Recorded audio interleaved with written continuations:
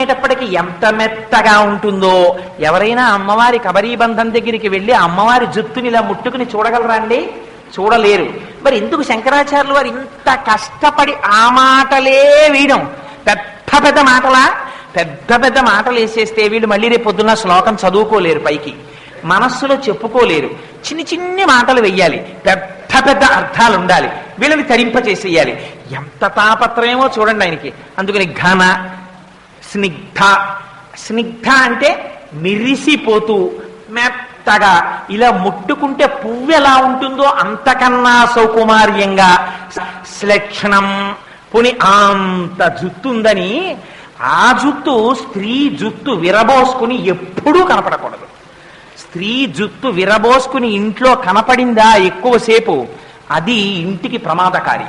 స్త్రీ జుత్తు ఒకవేళ ఏ కారణం చేతనైనా విరబోసుకుని ఇంట్లో తిరగవలసి వస్తే జుత్తు చివర ముడి వేసేసుకోవాలి.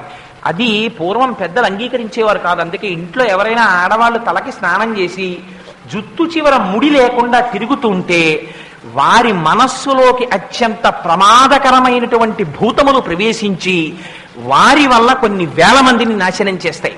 ఇవాళ చాలా మందికి జుత్తు చివర ముడులు లేనటువంటి జుత్తులే సమాజానికి ప్రమాదములకు కారణం.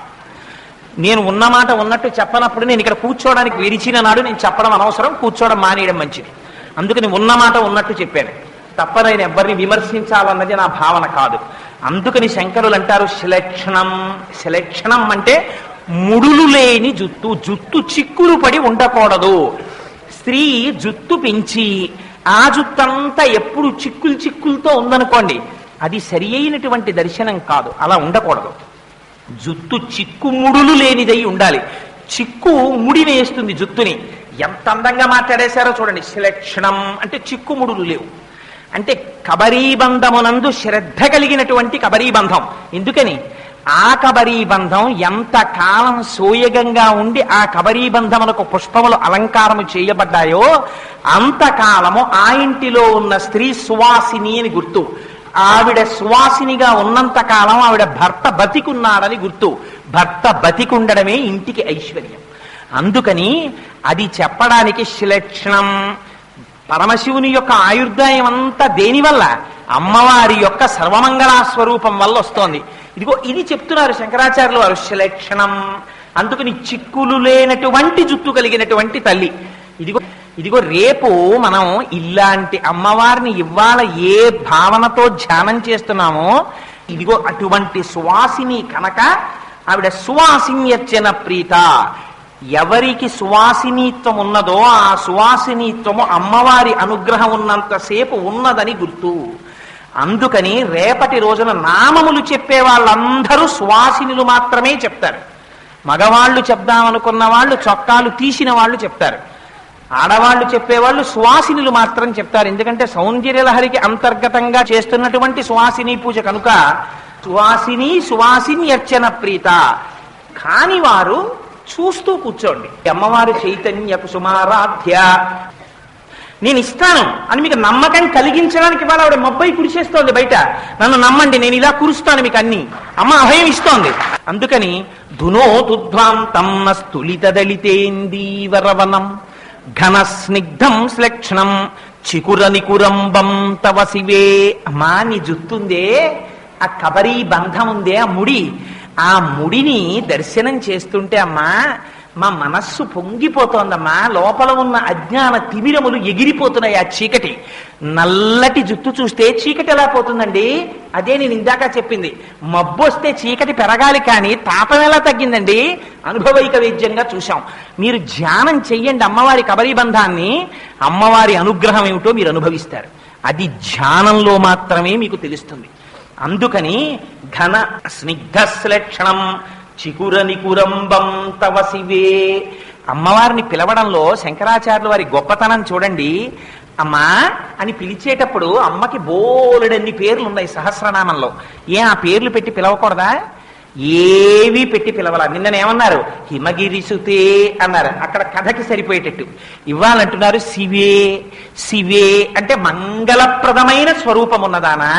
ఏమిటి మంగళం? అమ్మ నిన్ను అడగక్కర్లేదమ్మా, ఎవ్వరు అడగకుండా నీ అంతట నువ్వు కోరికలు తీర్చేస్తావు. ఒక్కసారి ఏం చూడాలమ్మా, నీ కబరీ బంధాన్ని ఇలా దర్శనం చేస్తూ సంతోషంగా, అందులో మీరు సువాసినులు అయినటువంటి వారికి పువ్వులు ముడుచుకోవడం మరింత అలవాటు ఉంటుంది. మానసికంగా ఒక్కసారి అమ్మవారికి ఆ ముడి వేసి, అమ్మవారి ముడి కింద సాంబ్రాణి పట్టి, సంపంగి పూలతోటి, మల్లె పూలతోటి, జాజి పూలతోటి కట్టిన దండలు అమ్మవారి యొక్క కబరీ బంధంలో అలంకారం చేసి, అమ్మవారికి రత్నాల బెళ్ళొకట ఆ కొప్పు మధ్యలో పెట్టి, దాని మీద కిరీటం పెట్టి, మీరు యువతలకి మళ్ళీ వచ్చి అమ్మవారి పాదాల దగ్గర కూర్చుని మిగిలిన నామాలు చెప్పవలసి వచ్చింది అనుకోండి, మీరు చంపకాశోక పున్నాక సౌగంధిక లసత్కచ కురు విందమణి శ్రేణి కనత్కోటి ఇరమండిత అనగలరా? ఆగాలక్కడ. ఆగి ఏం చెయ్యాలి? ఒక్కసారి అమ్మ కబరీ బంధం చూడాలప్ప, ఎంత జుత్తు అని ఆ జుత్తు చేతుల్లోకి తీసుకుని మురిసిపోయి కళ్ళకద్దుకుని అది ముడేసి, ఇంత ముడైన తర్వాత అమ్మ నవ్వుతూ కూర్చుంటే, అమ్మా ఎంత ముడెమ్మా అని పక్క బంగారు పళ్ళెంలోంచి పువ్వుల దండలు తీసి అమ్మవారి కబరీ బంధానికి అలంకారం చేసి పొంగిపోయి ఆ జుత్తుకి తడి లేకుండా కింద ఒక్కసారి సాంబ్రాణి పట్టి, ఇక్కడ అసలు గమ్మత్తు వస్తోంది చూసారా? ధ్యానంలో రకరకాలు రావడానికి కారణం శంకరులు వెంటనే ఒక మళ్ళీ మాట అన్నారు. ఏమిటా మాట? అసలు నిజంగా నీకు అనుమానం వస్తుంది రాలా వెడితే అన్నారు. ఇది ధ్యానపరమైన శ్లోకము అని మీరు ఈ ఒక్క శ్లోకం చాలండి, ఉద్ధరించేస్తుంది. ఎందుకంటే ఇందులో పాదం దాటి పాదంలో కెడుతుంటే ఎన్ని రహస్యాలు చెప్తారో చూడండి శంకరాచార్యులు వారు. మీరు పువ్వులు పట్టుకుని ఇంకా లోపలికి వెళ్ళలేదు అసలు పూజా మందిరంలోకి. పువ్వులు ఇంకా తెచ్చుకోవాలి. అమ్మవారి కొప్పు ముడి వేసి చూస్తున్నారు. అమ్మవారి కొప్పు ముడి చూస్తుంటేట, ఘన స్నిగ్ధ శ్లేక్షణం చికుర నికురంబం తవ శివే. శివే, ఓ పరమశివుని ఇల్లాలా, అమ్మా మంగళప్రదమైన స్వరూపమున్నదానా, అవ్యాజ కరుణామూర్తి, యదీయం సౌరభ్యం సహజముపలబ్ధం. అమ్మా నీ కబరీ బంధంలోంచి సువాసన వస్తోందమ్మా అన్నారు. ఎప్పుడు రావాలి సువాసన? ఎక్కడి నుంచి వస్తుంది? పువ్వులు పట్టుకొస్తేనే సువాసన వస్తుంది, లేకపోతే అగరత్తు వెలిగిస్తే వస్తుంది. అసలు ముందు పుష్పాలతో మీరు పూజ చేయకుండా ధూపం వేస్తారా? పుష్పాలతో పూజ చేశాక ధూపం వేస్తారు. పుష్పాలు తీసుకొచ్చి ఇంకా మీరు అలంకారం చేశారా కొప్పులో? చెయ్యలేదు. మీరు మానసికంగా వెళ్ళినా అంతే దాని అర్థం. ఆ కొప్పులోంచి సువాసన వచ్చేస్తోంది. ఇదేమిటమ్మా? సహజముపలబ్ధం. పైగా అమ్మ చిత్రం ఏమిటో తెలుసా? ఇంతకు ముందు నువ్వు పువ్వులు పెట్టుకుని పెట్టుకుని పెట్టుకుని పెట్టుకుని రకరకాల పువ్వులన్నీ పెట్టుకోవడం వల్ల ఆ కొప్పుకి సువాసన వస్తోంది అనుకుందామంటే, అమ్మా ఇది పువ్వులు పెట్టుకోవడం వల్ల వస్తున్న సువాసన కాదు, ఆ జుత్తుకి సహజంగా సువాసన ఉంది. అది విచిత్రం. ఇది నక్కీరుడు నమ్మలేదు. పరమశివుడు రాసిచ్చాడు శ్లోకం, పార్వతీదేవి యొక్క కేశపాశమునకు సహజ సుగంధం ఉన్నది అని. అదేమిటయా జుత్తుకి సువాసన ఎక్కడ ఉంటుంది? నేను నమ్మనన్నాడు. నువ్వు వెళ్ళి చెప్పరా ఈ మాట అన్నారు పరమశివుడు రాజసభలో. నేను చెప్పను, నేను నమ్మను, ఎలా ఉంటుంది సువాసన అన్నాడు. నీకు అనారోగ్యం వస్తుందన్నారు.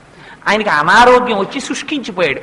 అప్పుడు మళ్ళీ పెద్ద గ్రంథం ఒకటి రాశాడు. రాసి అమ్మవారిని అయ్యవారిని ఉద్దేశించి స్తోత్రం చేశాడు. మళ్ళీ ఆరోగ్యం వచ్చింది. అందుకని సహజముపలబ్ధం సుమనసః.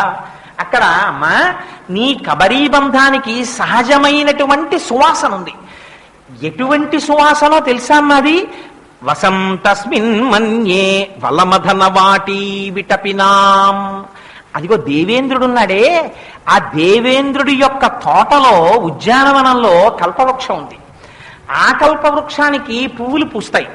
అందరూ కల్పవృక్షం దగ్గరికి వెళ్ళి మాకు కల్పవృక్షం పువ్వు దొరికితే బాగుండు, తల్లో పెట్టుకుందాం అనుకుంటారు. ఆడవాళ్ళందరూ పువ్వులు వంక చూస్తారు. చూసి ఏమనుకుంటారు? ఇది ఐదోతనానికి గుర్తు, మేము సువాసినులం కదా, ఈ పువ్వు మేం కబరీ బంధంలో పెట్టుకుంటాము అనుకుంటారు. కానీట కల్పవృక్షానికి పూసిన పువ్వులు అమ్మవారిని చూసి అనుకుంటాయిట, అబ్బా అమ్మవారు తీసుకెళ్లి మమ్మల్ని కొప్పులో పెట్టుకుంటే బాగుండు, అంత సువాసన కొప్పుకి ఎలా వస్తోందో మేం కనిపెట్టాలి అనుకుంటాయిట. ఇదమ్మా చిత్రం. సామాన్యమైన స్త్రీకి ఉండే కబరీ బంధానికి నీ కబరీ బంధానికి ఇది తేడా అమ్మా అన్నారు. ఎంత విచిత్రం! కల్పవృక్షానికి పూసినటువంటి పువ్వులు అమ్మవారి కొప్పులోకి వెళ్ళి కూర్చుని అమ్మవారి కొప్పు నుంచి వచ్చేటటువంటి సువాసనలు పీల్చాలనుకుంటాయిట. ఇందులో రహస్యం ఏమిటో తెలుసా అండి? శాస్త్రోక్తంగా అమ్మవారి యొక్క ప్రాణప్రతిష్ఠ చేసి పూజ చేయబడినది అని గుర్తు ఏమిటో తెలుసా? అపారమైనటువంటి సుగంధం వస్తుంది. ఎక్కడా లేనటువంటి చిత్ర విచిత్రమైన పుష్పజాతుల నుంచి వచ్చేటటువంటి సువాసన ఏది ఉన్నదో, మరునాడు మీరు నిర్మాల్యం తీయడం కోసం పూజామందిరం తలుపులు తీసి లోపలికెడితే అరవిరిసినటువంటి చంపక, అశోక, పున్నాగ, సౌగంధికములను పూజ చేస్తే ఎటువంటి సువాసన వస్తాయో అటువంటి సువాసనలు పూజామందిరంలోంచి వస్తాయి.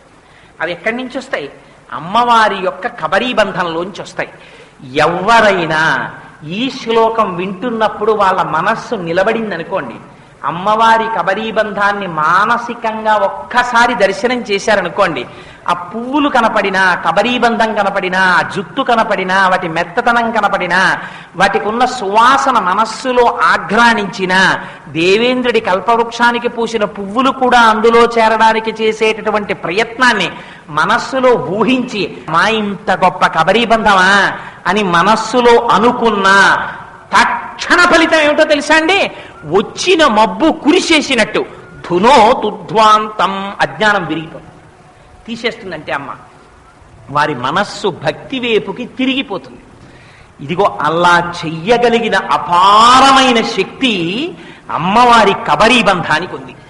ఈ కబరీబంధం మనం మూర్తికి ముందు నిలబడి చూడలేం కనుక, దర్శనం చేసిన వారు కనుక శంకర భగవత్పాదులు, నేను దర్శనం చేసి దాచుకుంటే అది ఈ జాతికి ఎలా అందుతుంది శ్లోకం రాశారనుకోండి, మీరు ఆ శ్లోకం ఎన్ని మాటలు చెప్పండి, ఇది శంకరులు దర్శనం చేసిన స్థితి అని వస్తుంది ఆ శ్లోకానికి అర్థం. అలా అంటే వీళ్ళకి ఎలా పోతుంది అజ్ఞానం? అజ్ఞానం పోవాలని కోరుకున్నవాడు ఏమండి మబ్బొచ్చి మా ఇంటి పెరట్లో నూతులోనే కురిస్తే బాగుండి అనకూడదు. అంతకన్నా దారుణం ఇంకొకటి లేదు. మబ్బొస్తే కురిస్తే ఎలా కురవాలి? మా ఊరంతా కురవాలి, మా దేశమంతా మబ్బులు కురవాలనాలి. అంతేకాని మబ్బు మా ఇంటి పెరట్లో నూతిలోనే కురవాలనం కదా. అందుకని అమ్మవారి కబరీబంధ దర్శనం అయిన నాడు ఏం కోరుకోవాలి? తను తన మాటలతో చెప్పడం చేత మానసిక దర్శనం చేసినటువంటి సమస్త లోకమునకు అజ్ఞానము పోవాలని తాను కోరుకోవాలి. మబ్బు తన ఇంట్లో కురవకూడదు, అంతటా కురవాలని కోరినట్టు ధునో తుధ్వాంతం, అంతటా అజ్ఞానం పోవాలనాలి. అందుకని శంకరులు చూడండి, ధునో తుధ్వాంతం న, మా అందరికీ. ఏం శంకరులు ఒక్కరు పెట్టుకోలేరా పేరు? పెట్టుకోరు. ఇది జగదాచార్యుల యొక్క కృప. మీరు ఎన్ని మాటలు శిరస్సు ఉంచి శంకరాచార్యులు వారికి నమస్కరిస్తే మీరు వారి రుణం తీర్చుకోగలుగుతారు. ఇది శంకరుల యొక్క అపారమైన ప్రజ్ఞాస్వరూపం ఈ శ్లోకం. అందుకని అంత గొప్ప శ్లోకాన్ని మనకి శంకరులు అందించారు సౌందర్యలహరిలో. సరే, ఇంకొకసారి ఆ శ్లోకాన్ని అంటాను. ఇవాళ నాకు భారం అంతా ఎక్కడ తగ్గిపోయిందంటే, 1-10 మాటలు నేను అమ్మవారికి కృతజ్ఞతలు చెప్పుకుంటున్నాను. ఆ మబ్బు వచ్చి కురియడంలో తగ్గిపోయింది నాకు. నేను ఇంత వివరణ చెయ్యక్కర్లేకుండా అయిపోయింది. అందుకని ధునో తుధ్వాంతం నస్తులిత దళితేందీవరవనం ఘన స్నిగ్ధశ్లక్షణం చికుర నికురంబం తవ శివే యదీయం సౌరభ్యం సహజముపలబ్ధం సుమనసో వసం తస్మిన్ మన్యే బలమధన వాటి విటపినాం. కాస్త తప్పులు లేకుండా ఉచ్చారణ చెయ్యగలిగినటువంటి ప్రతివారు, ప్రత్యేకించి సువాసినులు, ఈ శ్లోకాన్ని నేర్చుకుని ప్రతిరోజు ఒక్కసారి చదువుకోవడం నేర్చుకోండి. నేర్చుకున్నారా? అమ్మవారి కబరీబంధాన్ని, ఆ పువ్వుల్ని చూశారా? జన్మ జన్మలకు యోగ్యుడైనటువంటి భర్త లభించి తరగని ఐదోతనంతో భర్త చేతులలో వెళ్ళిపోయేటటువంటి అదృష్టాన్ని పొందుతారు. అందుచేత అంత పరమోత్కృష్టమైన శ్లోకం. సరే, శంకరులు ఈ శ్లోకంలో చేసినటువంటి గొప్ప ప్రయోగాన్ని విన్నారు. ఇంకొక శ్లోకం, ఆ శ్లోకంలో శంకరాచార్యులు వారు అంటారు, ఒక్కొక్క శ్లోకంలో ఒక్కొక్క ప్రయోగం చేశారండి. అందుకే దానికి సౌందర్య లహరి. లహరి అంటే నీటి బుగ్గ పైకి తన్నినట్టు తన్నింది శంకరాచార్యుల వారిలోంచి తప్ప, అది ఎక్కడో కూర్చుని ఆలోచించి ఇది ఎలా రాద్దాం అది ఎలా రాద్దామని రాసింది కాదు. వారు చేసిన దర్శనాల్ని తీసుకొచ్చి మనకు